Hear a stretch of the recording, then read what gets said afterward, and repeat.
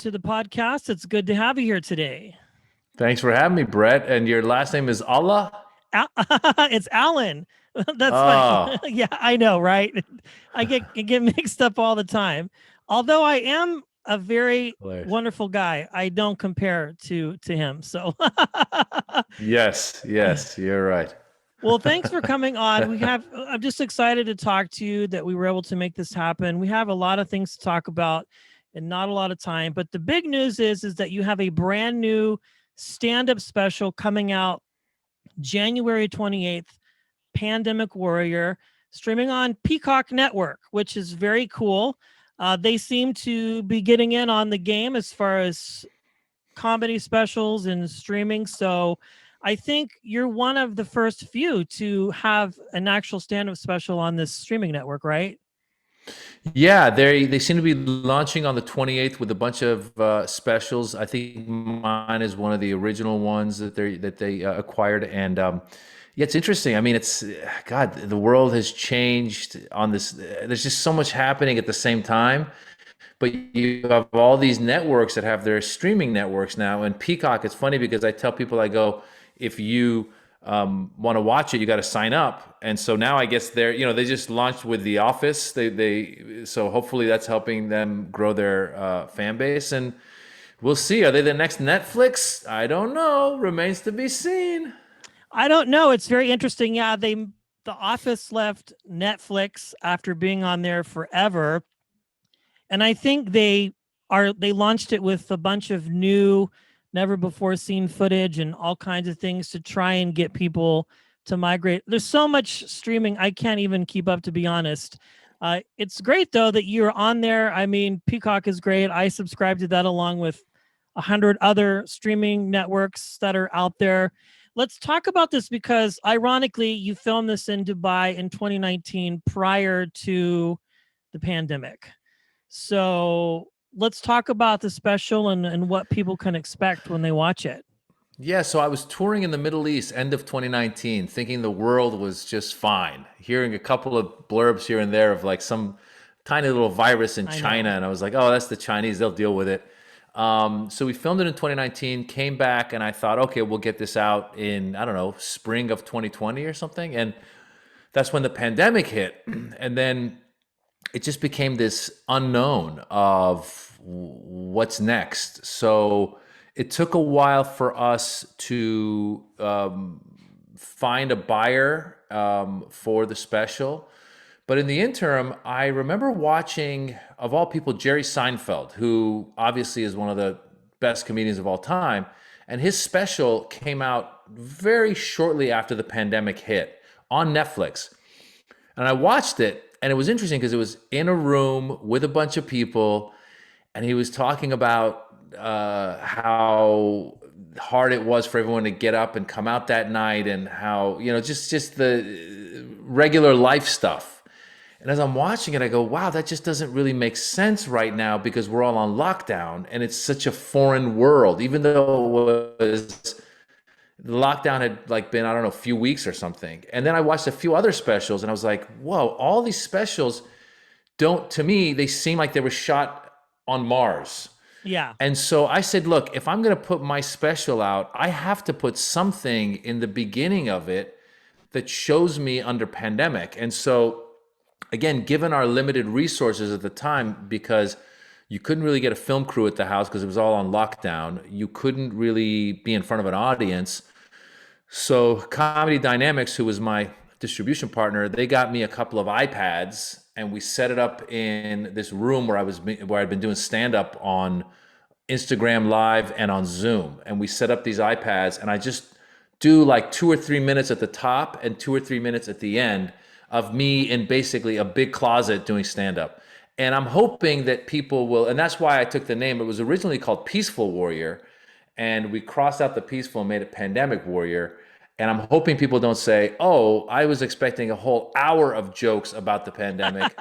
On, and it's not that. I mean, in all honesty, I've done shows since the pandemic, and I could probably put together a good special just about the pandemic.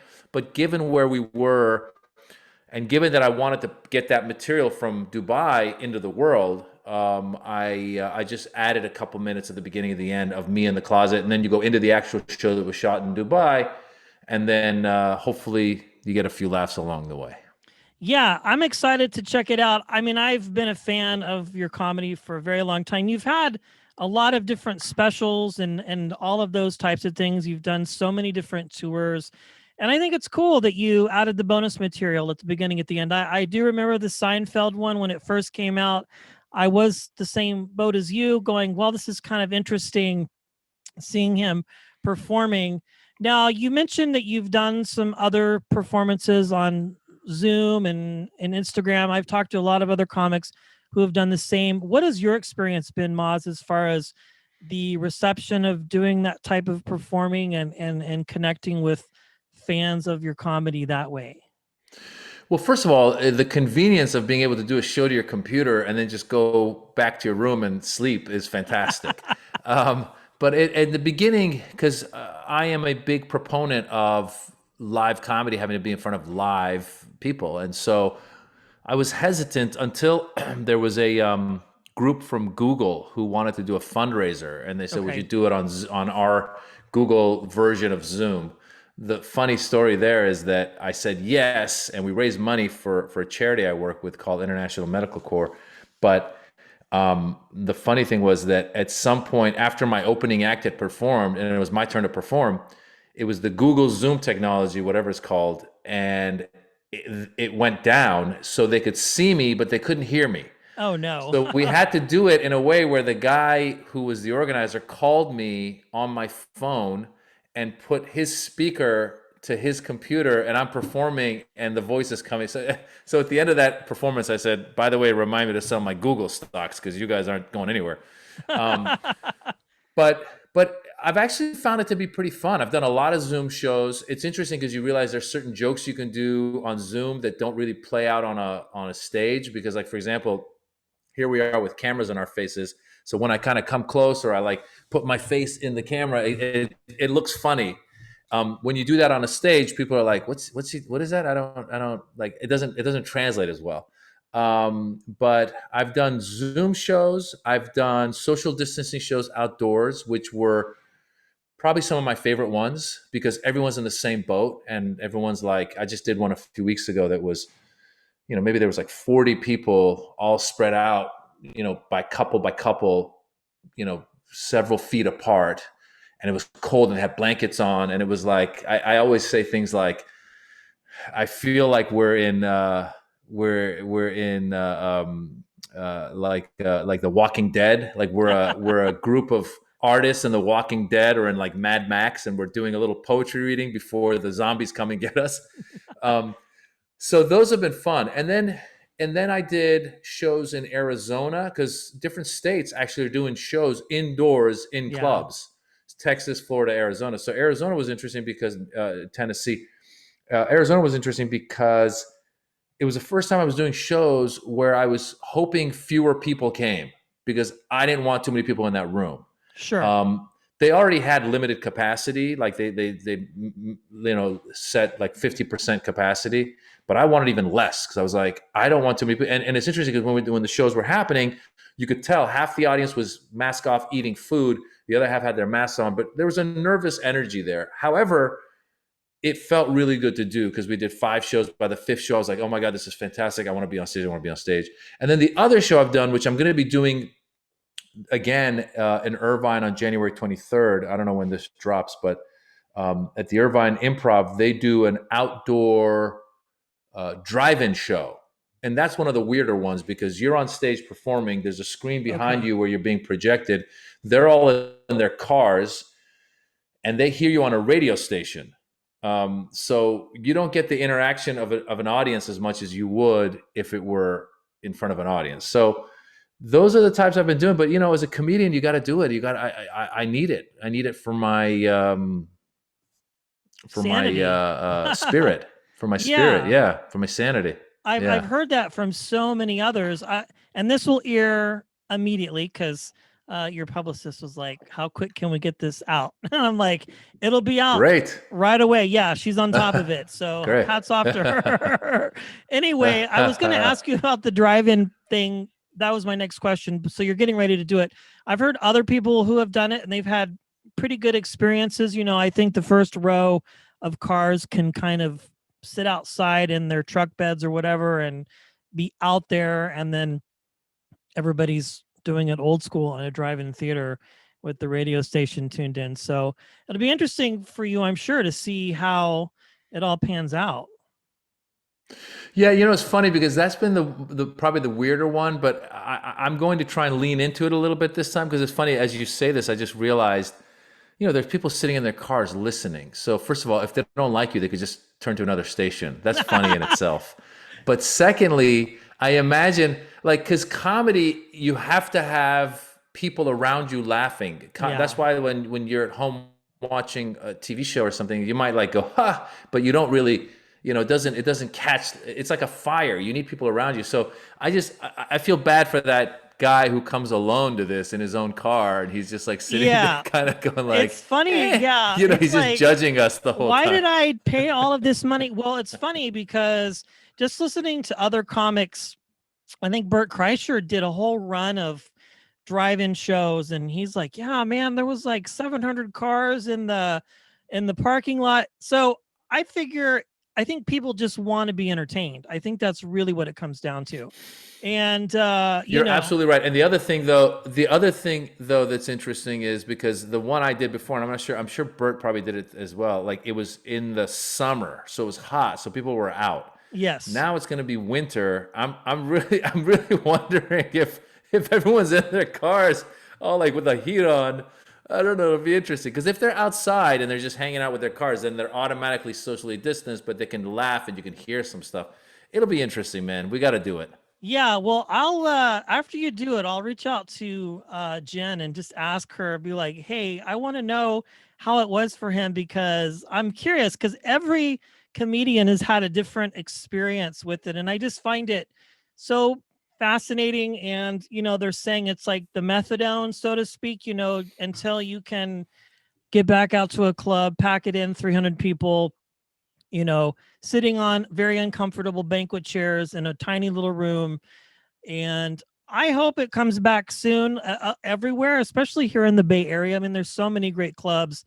And it's just, I've missed it. I would be, if I can't convince anybody, I would be the single guy coming to the drive-in show in my little Nissan Versa, just sitting there going, I'm glad I'm here. Well, I'm excited. You have another project, a new audio album, I'm Not a Terrorist, but I've played one on TV. Is that content from your past tour and you've just sort of repurposed it, or is this new material altogether?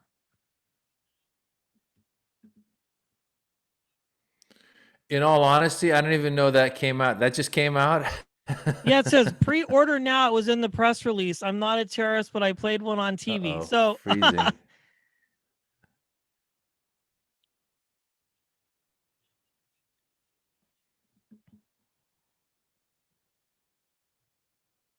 Are you there? Yep, I think you dropped out there for a second. Can you hear me?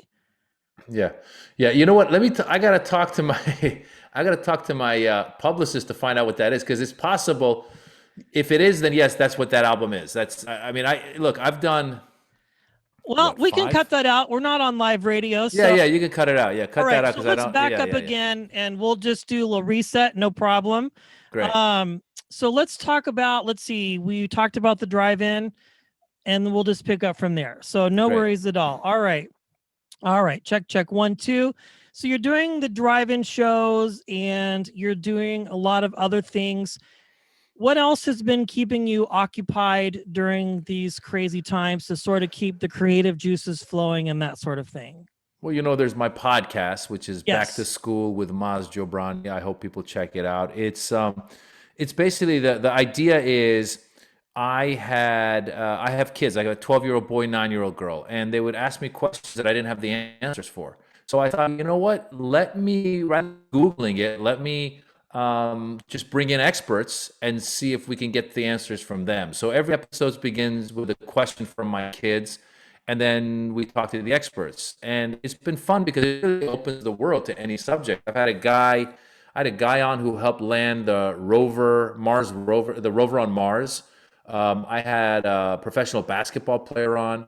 Recently, I had this guy on named Frank Figluzzi, who was a former FBI guy in counterterrorism. So he talked a lot about all the stuff we've been seeing with the right-wing extremists.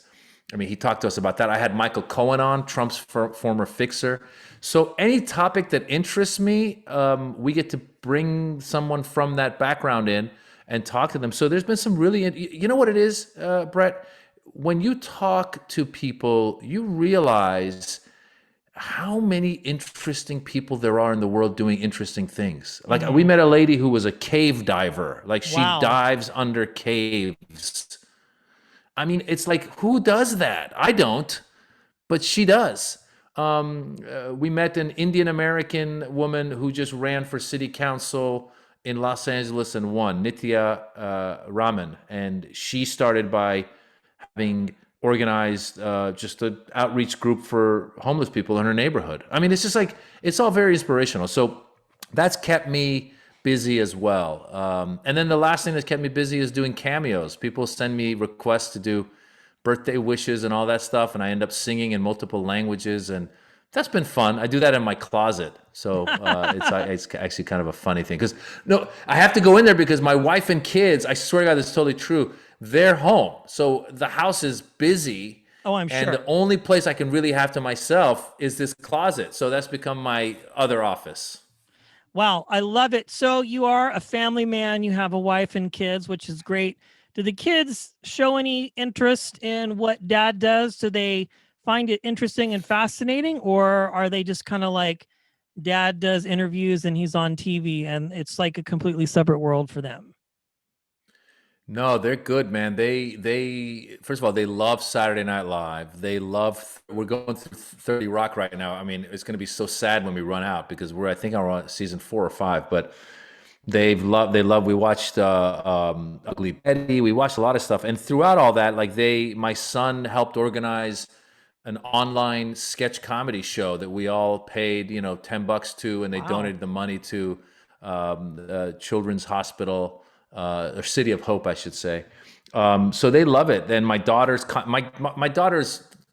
9 years old and 100 times more advanced than I am with editing and videos and making. I mean, her teacher reached out to us. She goes, "This is one of my favorite interviews anyone's ever handed in." And so the project was interview a relative about something. And I think my wife was busy, I was busy, my son was busy. So my daughter, with her, computer skills, just interviewed herself in different, like she was the interviewer and then in a different outfit herself. And she edited it together and gave it to the teacher. And the teacher was like, "This is amazing." So yeah, they do seem to have interest in this field. And I just try to remind them to be the creators, right? Be the ones who create the projects, because ultimately that's who, you're creating projects for yourself. Like I did a movie a few years ago called Jimmy Vestvood, American Hero, which I compared to the Persian Pink Panther. Speaking of a project, people can find that on